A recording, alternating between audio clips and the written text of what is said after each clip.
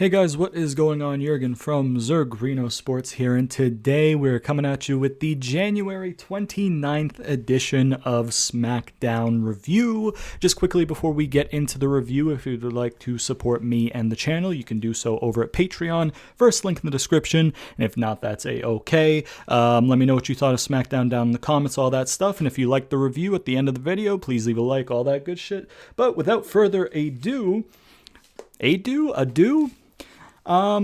let's get into reviewing a surprisingly shit SmackDown. SmackDown, since I've started watching wrestling again and doing the reviews and stuff, has been consistently good, to great even at times. But this week, my theory is that since it was the go home to Rumble, Vince kind of took a hands-on approach, and that's why it was so shit. But we'll run through the show, and then we'll see what I end up giving it as a rating at the end of the show. But we started things off with a Daniel Bryan promo where he welcomes us all to SmackDown and, more importantly, the Royal Rumble weekend. 2 sleeps away from the Rumble, the excitement inside him is boiling, all that stuff. Once again, he mentions how he's proud of his accomplishments, but he hasn't won the Rumble. That's one accomplishment that he would like to achieve. Pretty much the stuff he said last week or the week before when he had cut that promo. He explained that the Rumble gets you a title shot in the main event of Mania. He says that no one knows better how life-changing a Mania main event is than him. He says that he doesn't know how many Manias he has left. And to kind of like achieve one of those dreams of main eventing Mania or something, he needs to win the Rumble. He says that thanks to Chad Gable and the Alpha Academy, he's ready for the Rumble. He's got stamina for days. His hips are strong and loose. Whether he's number 1 or number 30, he's ready for anything, which is what you have to be in the Rumble. And then he basically describes the Rumble. Eliminate 29 men, last this long, blah, blah, blah, apparently everybody watching SmackDown has never watched wrestling before is what this promo is. It's kind of like a, Royal Rumble 101 or Royal Rumble for Dummies kind of thing was his promo. So, which he's done like 2 or 3 weeks in a row. So whoever is telling him to cut this promo, we've watched wrestling before. We know what the Royal Rumble is. Thanks for the reminder though. And then AJ Styles music hits and he interrupts. He's a Raw guy, by the way, so you can fuck off with that. He says that what you'll see at the Royal Rumble is AJ throwing 29 people over the top rope to earn himself the Mania main event. Bryan points out, he's like, hey, happy to see you, but you're a Raw guy. This is SmackDown. What are you doing here? And then AJ, whatever. Amos says that it's the quarterly brand-to-brand invitational. And then, AJ builds on that, saying that every quarter wrestlers are free to jump from brand to brand, which is bullshit. Because if that's the case, you would have had SmackDown people on Raw this week, but that didn't happen. It shouldn't have happened tonight anyways. You didn't need Raw guys on the show. But basically, AJ ends up insinuating Bryan has 1 foot out the door kind of thing, and Bryan's like, I don't have 1 foot out the door anywhere, and I'll prove it to you in a match tonight. AJ says he's been winning week after week, and he'd love another warm-up before the Rumble. Pushes down Bryan. Bryan starts to get up, and when he's on one knee, he kind of goes up to Amos. They have like the little few seconds like, oh, look how tall this guy is that they do every week. That's starting to get old now. And then Bryan says if AJ were a real man, he'd come out for their match without Amos. But regardless, he's going to kick his ass with or without Amos there. Not a great way to start SmackDown for me. I mean, the idea of AJ versus Bryan is very enticing. However, it's on a go home edition of SmackDown to the Rumble. So you know they're not going to actually give us AJ versus Bryan fully. Which is fine. It's just like, so like you don't really kind of buy into it. I really, really hate that a Raw guy is on SmackDown. I really hate this all this bullshit. Superstar Invitational, this and that, wild card bullshit. Just split the rosters. Like, I don't understand why Vince is like, oh, let's split the rosters to give other people opportunities. And then you split the rosters, and then you're like, okay, Vince, let's push some of the lower card guys. Like, you know what? Fuck them. Let's just have the top guys on each brand go back and forth. Then why are you doing the split to begin with? And I think you should do the split. I think a brand split is brilliant for the WWE, especially with how big their rosters are, because you have so many talented guys that if you just have like one big roster over two shows, you're going to get what happened kind of in like the 2013, 2014, 2015 era of wrestling when it was really fucking dog shit, where SmackDown is just a Raw replay and you're not seeing like half the roster. So I don't understand Vince's whole fucking philosophy with this brand split, that he's not willing to fully go for it. Fully go for it. Don't insult the intelligence of the viewer and act like there's been this rule in play for years when you just made it up on the fucking spot, and then you have one of your talent go out and be like, hey, I don't make the rules, I'm just here getting paid. Like, I know it's stupid, but like, it's just whatever. The promo itself wasn't that great either, just because Bryan has been cutting the same promo for weeks. You know what I mean? And once again, you kind of know that they're not actually going to fully give you Bryan versus AJ ahead of time. So as an opening promo, it wasn't like, overly weak. It's just, it wasn't anything that great, at least for me. Once again, Raw guy on SmackDown, hate it. I hate them insulting the viewer's intelligence with the quarterly brand-to-brand invitational. Like, that's a fucking real thing, and like that should be a thing. You know what I mean? So it doesn't make much sense. And then once again, it's a bait and switch in the main event. In some way, in one way or another, it's going to be a bait and switch in the main event. So, not a great start to SmackDown, but not the worst, I guess. It was just kind of like a lukewarm start. Then we had a Bayley backstage interview where I think it's Kayla, is the interviewer on SmackDown. She gives her big intro, longest reigning champion, this and that, blah, blah, blah. Asks her about how she felt losing the obstacle course or whatever the fuck it was last week. And she said, listen, did you see how that really played out? Because how that really played out was I shoved her shoulder first into that basketball hoop post or whatever the fuck. So she's kind of insinuating like, yeah, like I may have lost like the unimportant obstacle course, but like I won the encounter kind of thing. And then she talks about Bianca's Chronicle thing that aired, which I haven't watched yet, by the way, but I've heard it's very good. I'm going to try and watch it eventually. But she talks about how like she kind of disguises the diss by saying, oh, she showed this and this and this, all these good qualities. And then she's like, but the one thing I got is that she's run away from all her problems her whole life. But ding dong, hello, I'm her biggest problem. I'm going to beat her tonight. I'm going to win the Rumble and send Bianca back into the darkest hole of her life or of her career or something like that. Then we had Bianca versus Bayley. Commentary were saying that this was the biggest match of Bianca's career.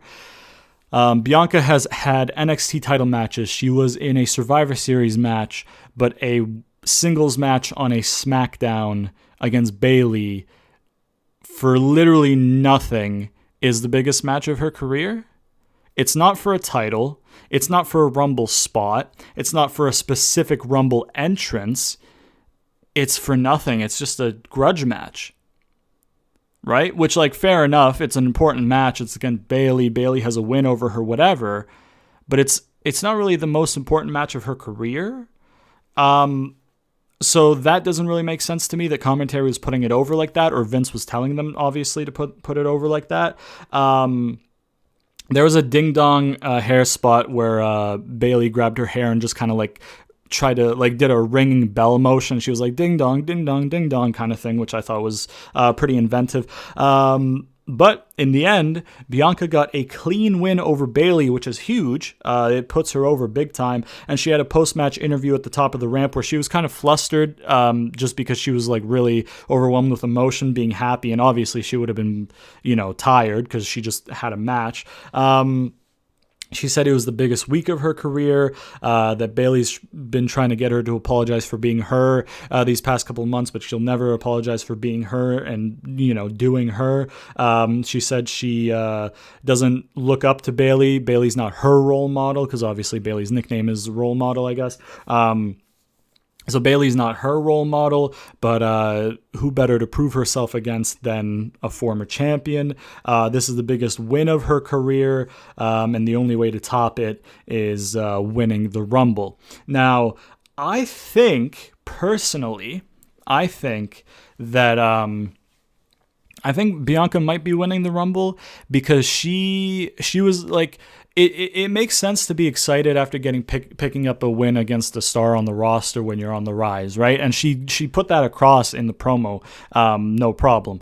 But she was very, very excited. She looked like really, really overwhelmed with like happiness. So I'm thinking maybe she kind of got overexcited because she's like, oh man, I won this match. And then now she's already kind of thinking ahead to like, I'm winning on Sunday.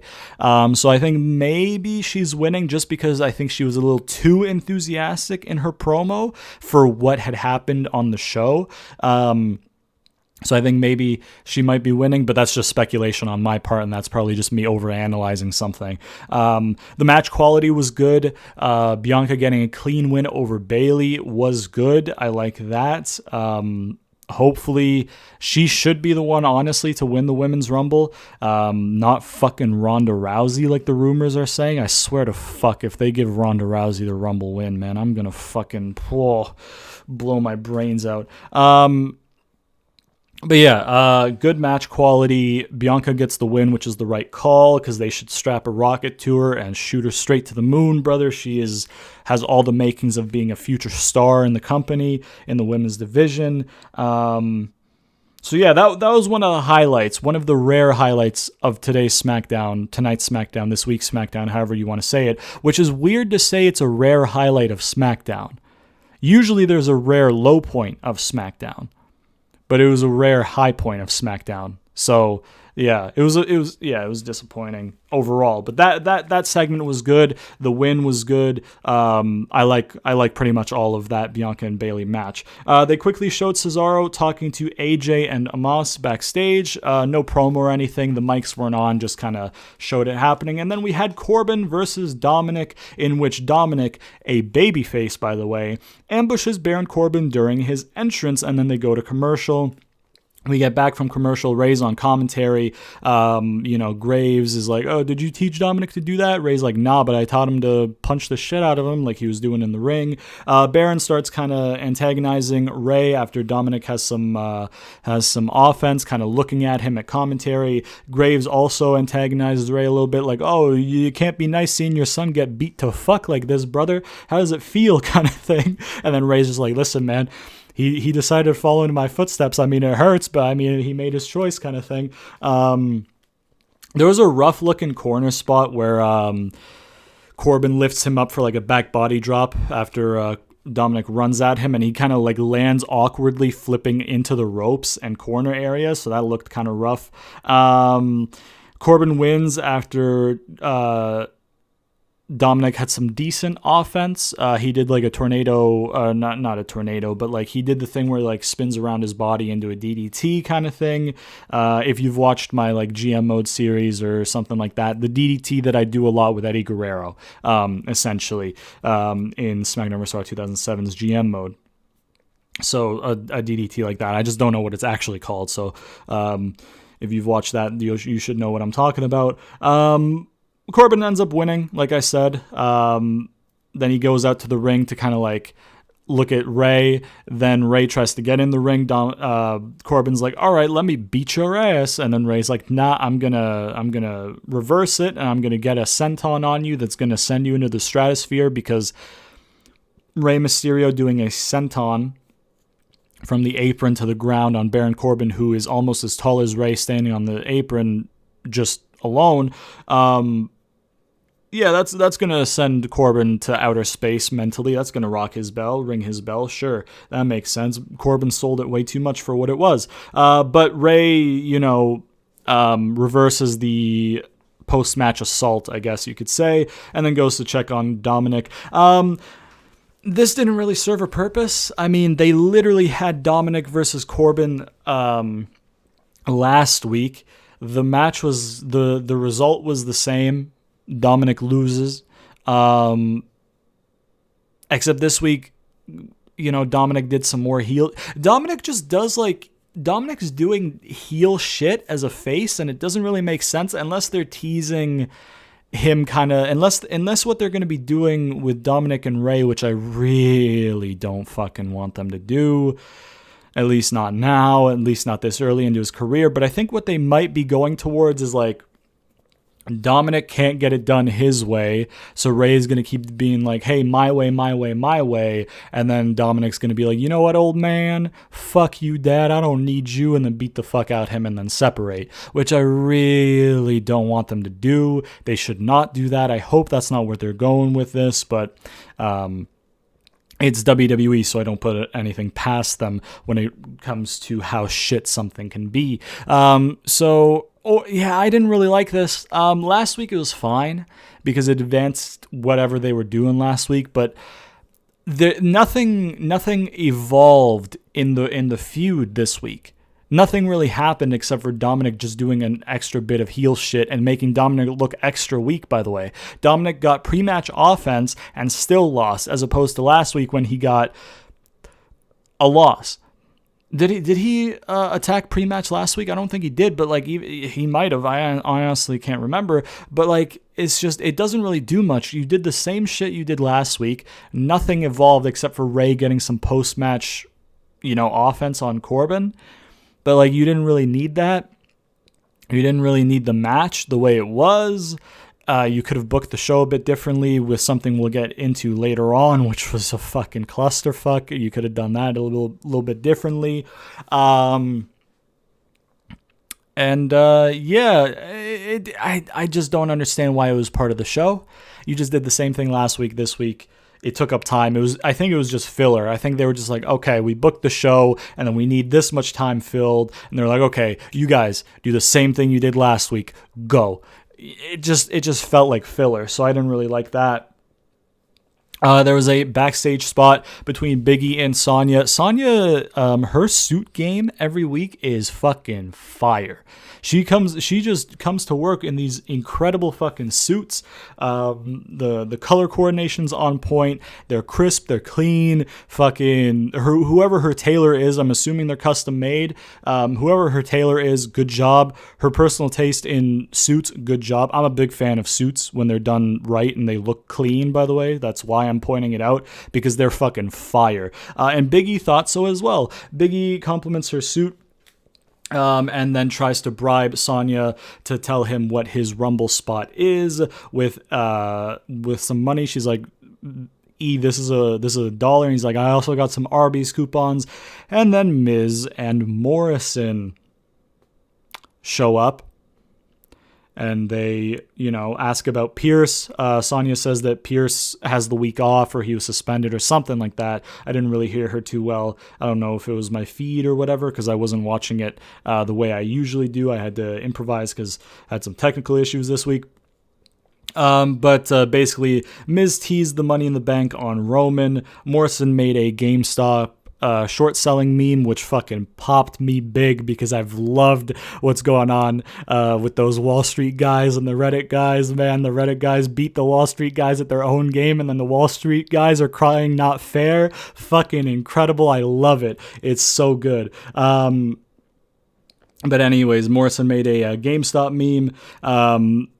Sonya excused herself, saying she needed some Rumble stuff to do. Biggie's like, oh yeah, I also got Rumble stuff to do. Miz and Morrison are like, what stuff, you idiot? You don't got shit to do. He's like, oh, you guys are fucking past it. You're over the hill. You can't win the Rumble. They kind of start into a brawl, and then personnel and referees come and break them up going into commercial, I think.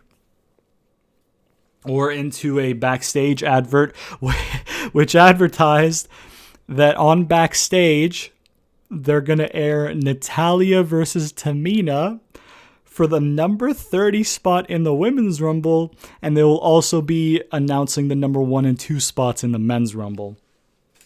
So, regarding Miz and Morrison being on SmackDown, Miz and Morrison being on SmackDown is passable because Miz is Money in the Bank.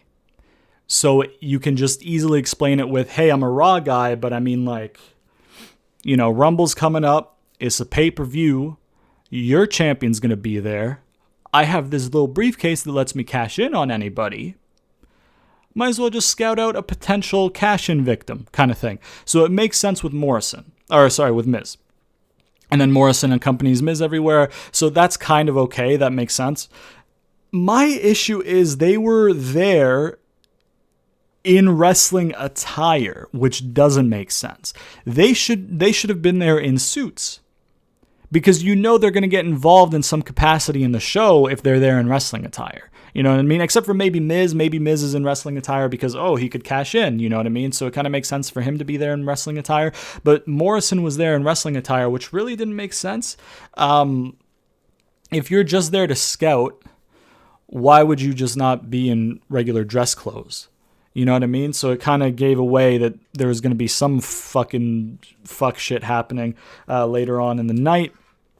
That promo was fine for what it was. It gets a pass because Money in the Bank, right? That's whatever. Natalya. Oh man, the backstage announcement just makes no sense to me. Vince McMahon sat down, right? And he's like, okay, WWE Backstage is coming back next week. What are we going to do? Okay, we're going to take away surprises from the Rumble. Number 1 and 2, which is a big surprise. People love to find out on the night who's going to Iron Man. Spoil it the night before. Ruin some of the intrigue. Don't have people fight for it, just announce it.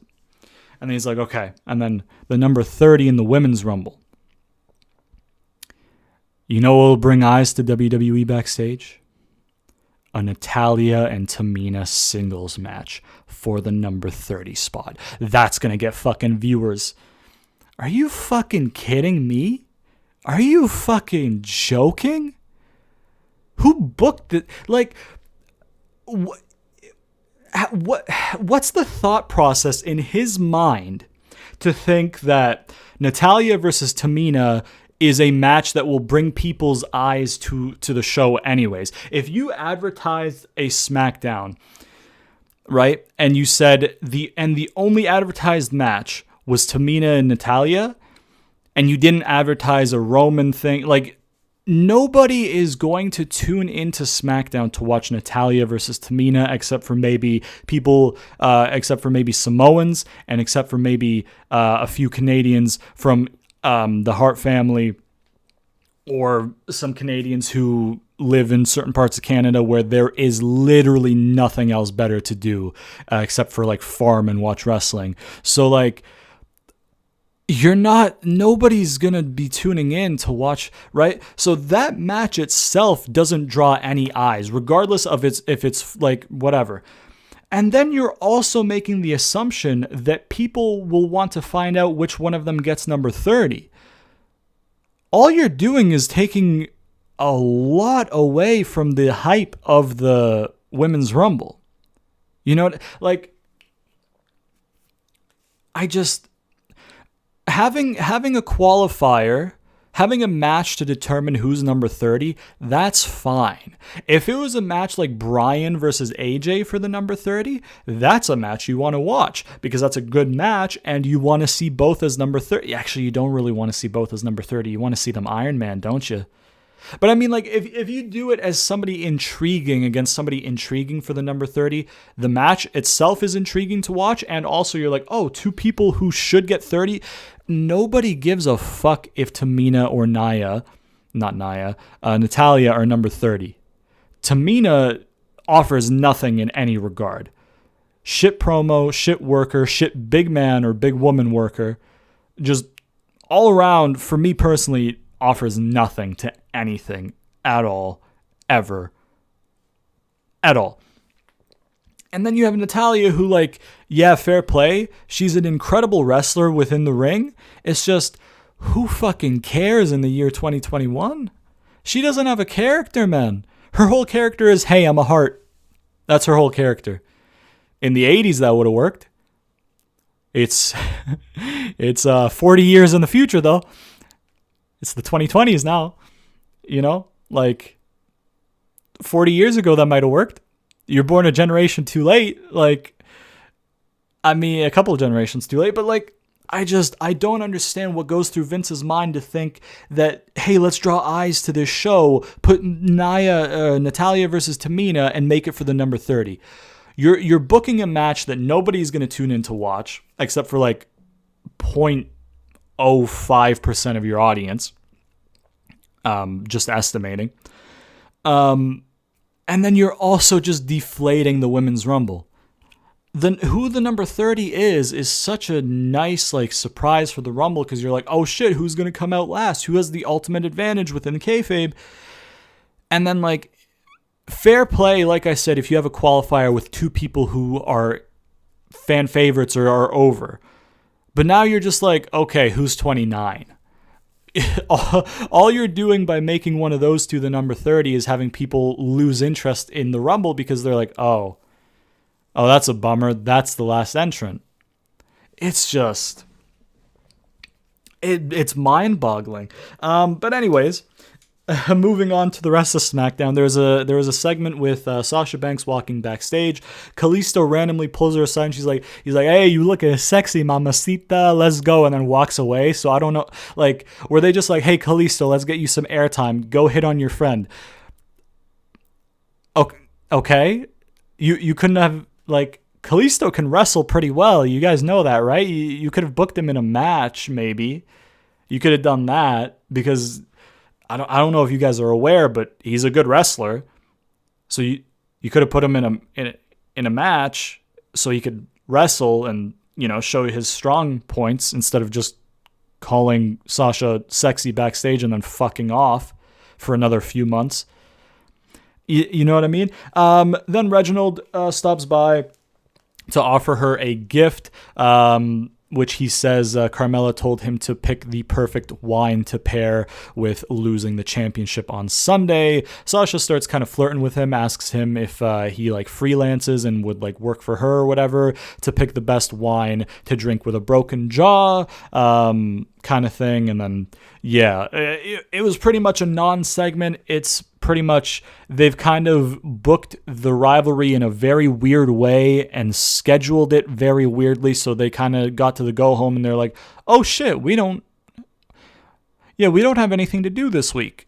And then they kind of just put it together last second. And I mean, it worked within the confines of the characters pretty well. You know what I mean? With Carmella's new character having, her servant, what are they? What's he called? Fuck. I forget what his actual thing is. Wow. Okay. Well, I'll just say servant then. What's the actual word though? Because now I'm annoyed because like I know the word, but okay. Wow.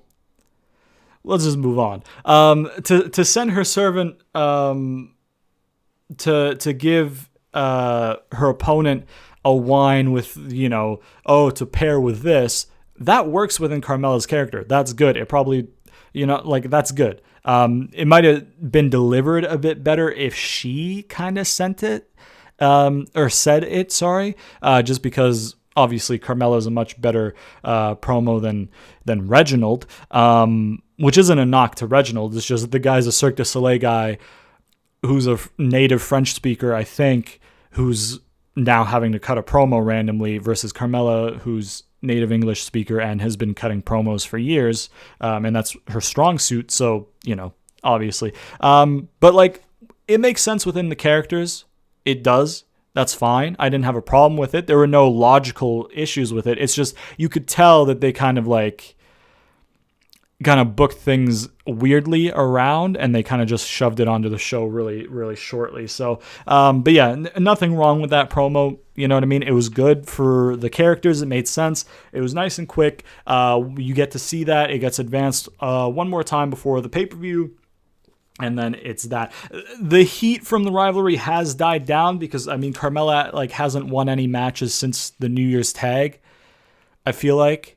And then Sasha has won just the one match against Reginald, and they've just been doing promos back and forth kind of thing. So, yeah, again, just the way that they booked it is kind of weird. They kind of, if they would have booked it a little bit backwards and had I don't know. It is what it is. But, yeah, they showed a Roman and Kevin Owens feud recap video package, which was good to anybody who hasn't been watching. They had Sammy pull Shinsuke aside backstage, says he's suspicious of all the Raw guys over on Smackdown. He asks if him and Cesaro are splitting up, if they're going their separate ways. He says that Sammy set him free, and it's time for Shinsuke to repay the favor. He needs help winning the IC title back. Everybody's against him, and the best work that Shinsuke has done in his career has been with Sammy or because of Sammy.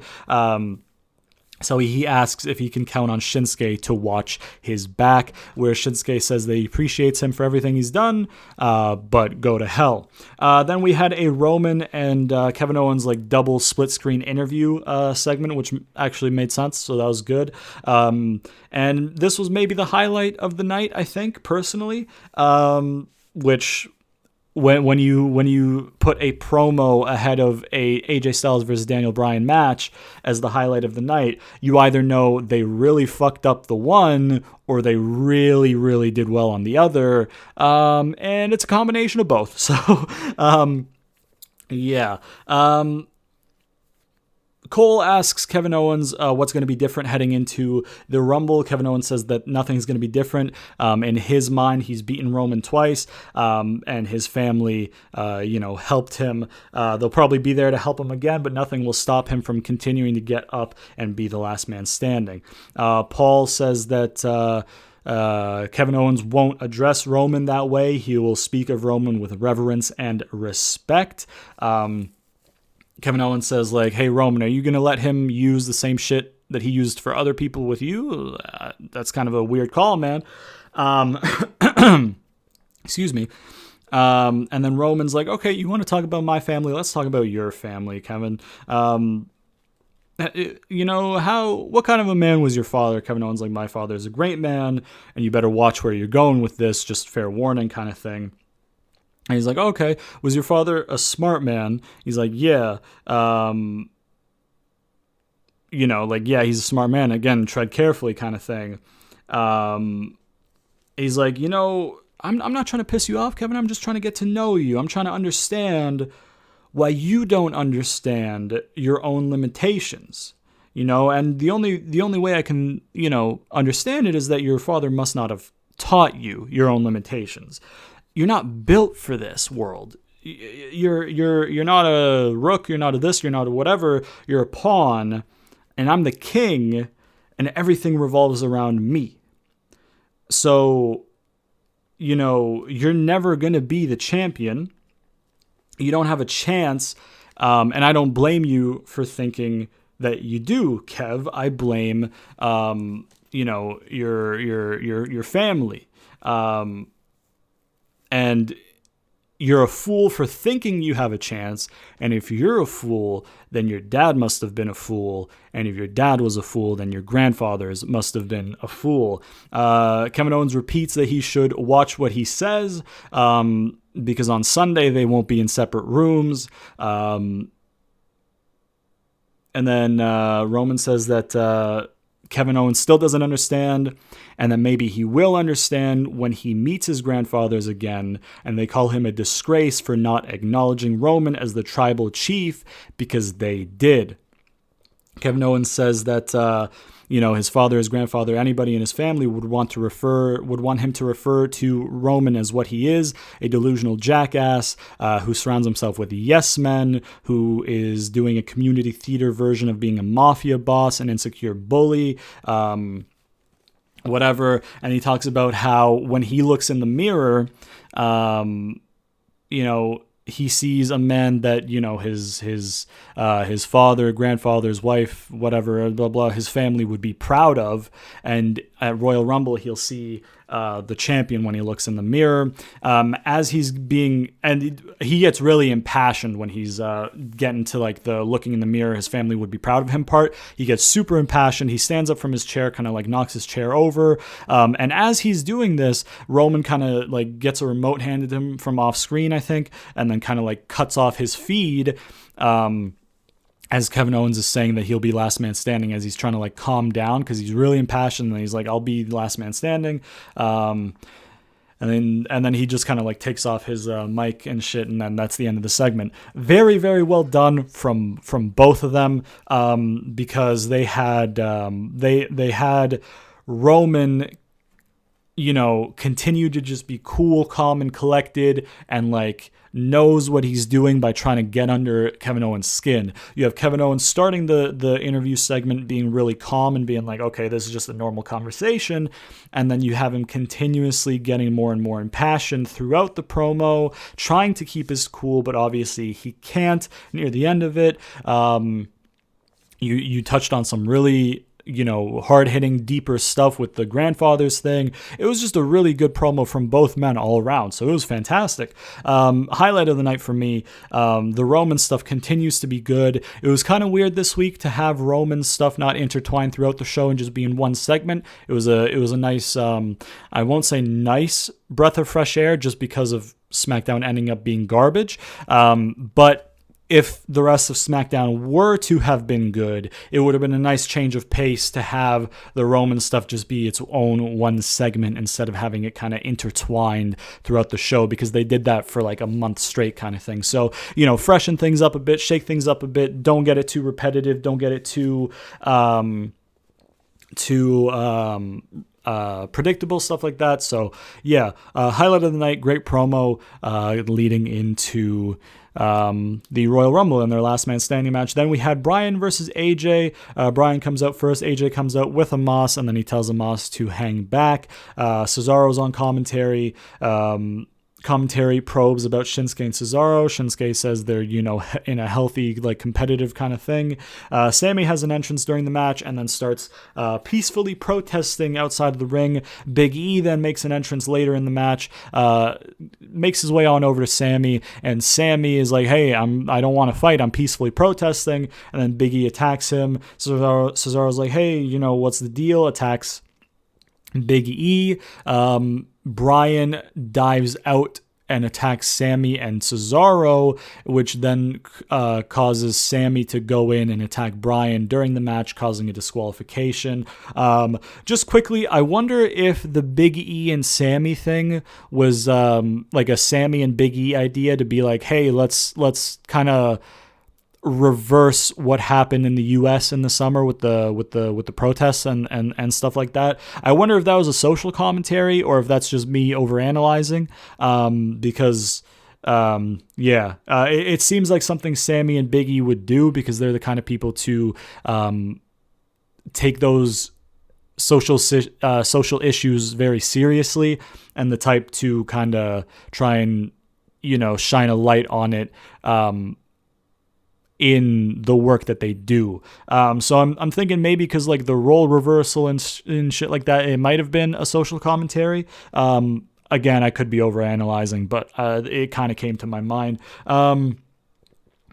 Anyways, there's a little brawl that breaks out. Shinsuke comes down, attacks Sammy, attacks AJ, and then him and Cesaro go to attack each other, and they stop and they kind of stare each other down. They're like, "Ooh, hey, you're my tag team partner. You're my friend. Am I gonna beat you up? Or are you gonna beat me up?" And then I think Sammy kind of hits Shinsuke. Then the faces kind of fend off the heels, leaving the faces looking strong in the ring. As we go to commercial, I smell a holla holla holla play coming on. Okay.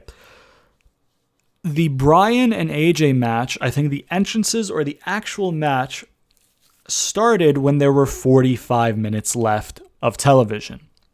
Now, WWE could have done something great and given us 45 minutes of AJ and Bryan, which would have been fucking phenomenal. Excuse the pun. But it's WWE. So we come back and it is a 6-man tag. But guess what? Oh, no. That's not just a 6-man tag. Miz and Morrison make their way down to the ring during the 6-man tag. And they attack Shinsuke on the outside, which doesn't cause a DQ for some reason. Then they get in the ring, attack the legal man, and cause a DQ. Then Otis runs in without Gable, and then, goes and fucks them up a little bit, and then does a double worm. We go to commercial. We come back from commercial to a 5-on-4 handicap in which Sheamus runs in at near the end to make it a 5-on-5, and then after a finisher gauntlet, Sammy sets up for a haluva kick on Sheamus. Sheamus intercepts it with a brogue kick, which Sammy sold brilliantly. Pins Sammy, 1, 2, 3. Immediately gets attacked by Miz and Morrison after. And then Braun Strowman comes out to clear house and primarily fuck up Cesaro. And make Cesaro look fucking weak. It couldn't have had Miz and Morrison take the bumps. Had to fuck up Cesaro. Why? To the whole thing. Why? You know what I mean? Like, I said it on the Raw review because they did a similar thing with the women's division. If you want to book a multi-man tag, book a multi-man tag. You don't need all these run-ins and overbooked garbage to then restart matches as tags. You can just book a multi-man tag. Just book the match. You know what I mean? If you want to do that. And don't restart it over and over. Like, why? You have the one match, and then you restart it, then you have another match, and then you restart it, and then you have another match. So you had 3 matches. And the match was won by a guy who was in a match. So Sheamus won a match that he wasn't in, that was caused by a match that he wasn't in, that was caused by a match that he wasn't in. And why was it Sheamus? Why was it Sheamus when fucking Gable is already aligned with Otis, so he is right there to make it an even 5-on-5?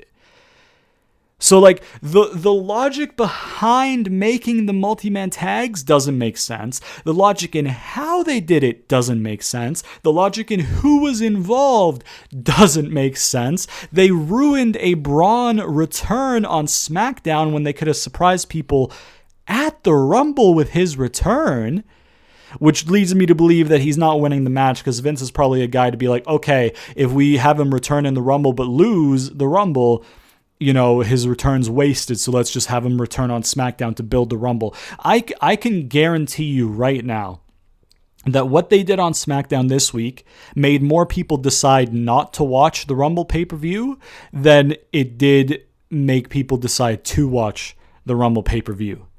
More people would have been turned off on the Rumble than turned on to the Rumble by this go-home show because it was like, you had a 5-on-4 that became a 5-on-5 that had 5 Raw guys, AJ, Miz Morrison, and then Sheamus. And then you had a Raw guy return on SmackDown for a post-match assault, which is Braun, which again, surprise return is a big thing that you can do at the Rumble, which they should have just saved it for then. Like, I'm not even a big Braun guy, but he's a pretty popular guy on the roster for the casual viewer.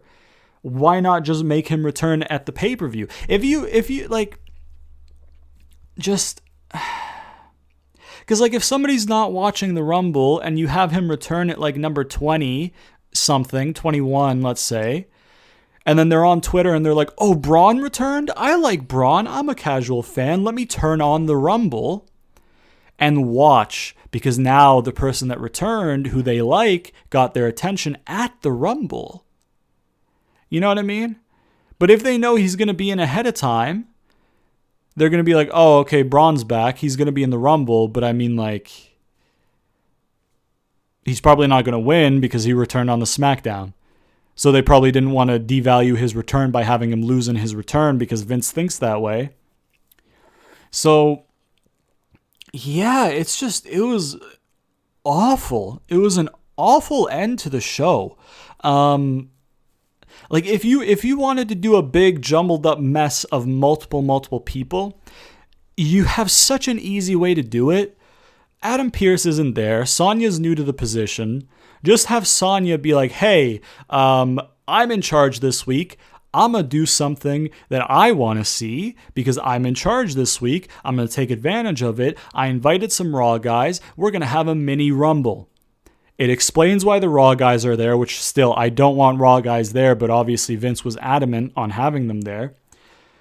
You know, and then Pierce can, like, reprimand her next week. He can be like, hey, listen, you know, you can't just bring these guys cross-brand willy-nilly. Blah, blah, blah, blah, blah, blah, blah, blah, blah. You still got shit to learn. And then it builds up her backstage personnel gimmick and then whatever. And it's just, like, a 10-man mini Rumble would have been much, much better the way if you do it like that with Sonya being like, hey, all these people are here.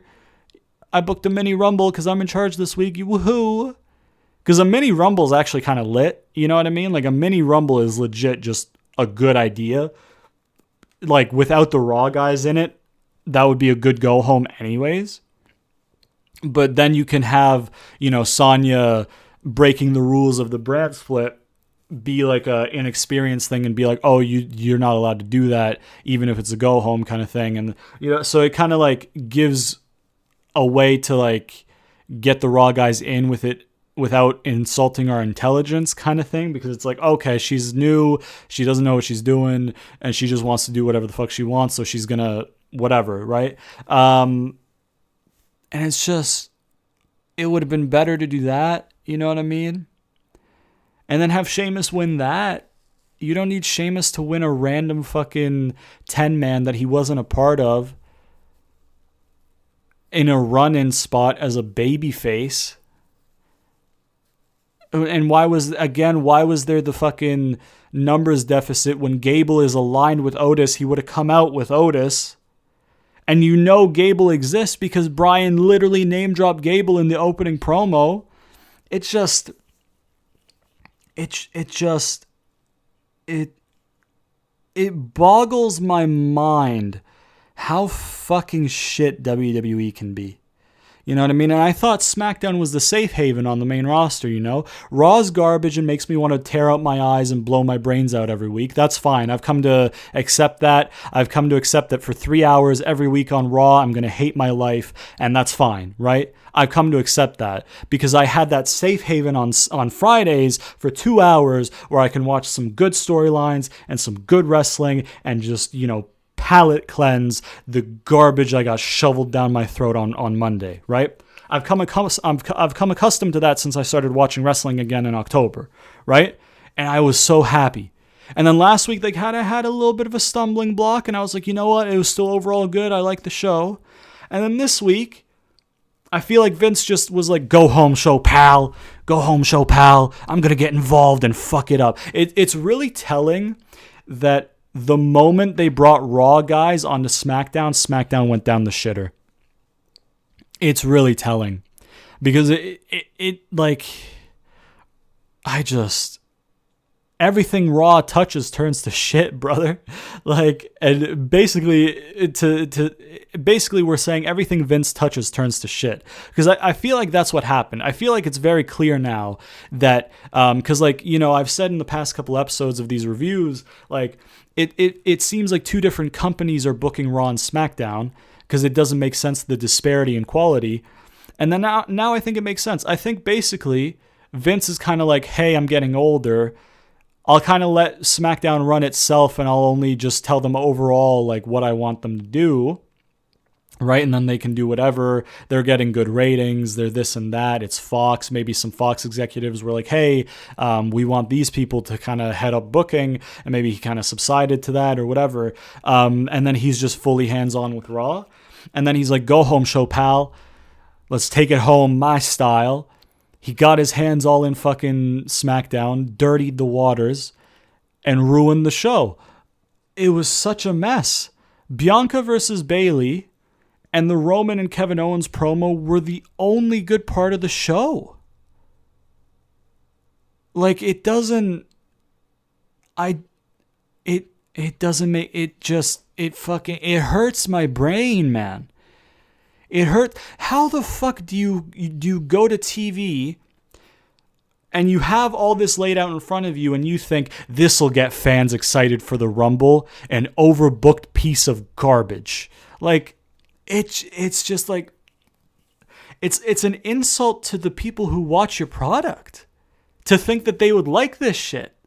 It's fucking, oh, it hurts my brain. It hurts my brain. And every fiber of my being hurts from this fucking garbage. It just... I don't know what to say. It's so bad. It's just... I really hope they go back to the traditional just SmackDown being good next week. You know what I mean? Like, if... Honestly, I'm at the point where if I can just, like, agree to having like a 0 out of 10 Raw, I am willing to sit through a 0 out of 10 Raw for 3 hours if SmackDown can go back to being good. You know what I mean? That's just how badly I want this to be a 1 week dip in quality on SmackDown, because Vince was like, go home show, pal, my way or the highway. I really hope. I really, really hope. And you know what? The funny thing is about Roman is that Roman reportedly has fairly significant creative control. So that's probably why his segment was one of the only good ones this week. He was probably like, yeah, Vince, you're doing all that, but my contract says I can kind of control my own shit, and I don't want to be part of a piece of shit segment, actually, believe it or not, Vince. I actually want there to be good hype around my match, and people actually want to watch me. So I'm going to do my own thing like I have been doing. And, like, you can run SmackDown to the ground this week if you want over there, but I'm going to be over here. So, yeah, really, really awful SmackDown, which really hurts to say. Maybe 2 or 3 out of 10. I mean, it was bad, man. Especially, like, if this was just a regular episode of SmackDown, smack dab in the middle of January, it's like a 4 or a 5, maybe. You know what I mean? Just because, like, yeah, it's shit, but, like... It's just a Raw, or it's just a SmackDown, you know what I mean? But I mean, this is the go home. This is the show that is meant to fucking make your fans want to buy your pay-per-view or buy the network to watch your pay-per-view in a couple days. This is the show that's meant to make your fans want to spend their money on your show, on your program, on your product, and you put out that piece of shit. It's a 2 or a 3 out of 10 SmackDown, which hurts me to say. You know what I mean? Without the Roman promo, it's probably a 1 or a 2. Let's say a 3. Let's say a 3 out of 10 SmackDown. just because without Roman, it's like a 1 or a 2 out of 10. And without Bianca and Roman, it's like a 1 out of 10. It was just overbooked to fuck. None of it made sense. It insulted our intelligence. Nobody was really made to look good or get over. They ruined a surprise return from Braun. It fucking sucked. It sucked. It was trash. Awful fucking Smackdown. 3 out of 10. Yeah, I think I'll stick with 3 out of 10. Yeah, that was Smackdown review, man. It sucked this week. Fucking hurts to say. Genuinely, it hurts to say. My feelings are genuinely hurt. I feel like I was stabbed in the back by a close friend. That's because I got so accustomed to it being good. And then they just... It's like you've had a friend for like 8 years and you've been through thick and thin, and then like he cheats on you with your girl.